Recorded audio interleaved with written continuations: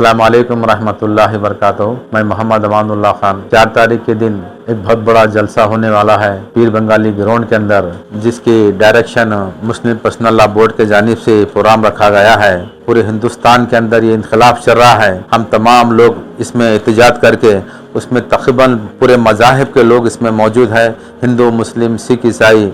آج یہ ہماری باری ہے تو کل تمہاری بھی باری ہے۔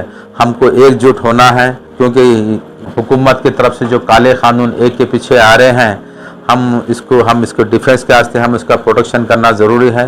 اس لیے ہم تمام لوگوں سے میں ایک اپیل کرتا ہوں، جتنے بھی گلبرگہ کے آس پاس جتنے بھی لوگ ہیں، کہ 4 تاریخ کے دن آپ تمام لوگوں کو وہاں پر رہنا ضروری ہے۔ 7 بجے پروگرام چالو ہو رہا ہے، جب تک کالا قانون جب تک واپس نہ لے ہم یہ انشاءاللہ یہ احتجاج کرتے رہیں گے۔ ہم سب لوگ مل کے تمام تنظیم کے لوگ ایک ہو کے، ایک جٹ ہو کے، ایک طاقت ہو کے انشاءاللہ یہ پروگرام کو کامیاب کریں گے، اور انشاءاللہ آخر دم تک ہم اس کے لیے لڑتے رہیں گے انشاءاللہ۔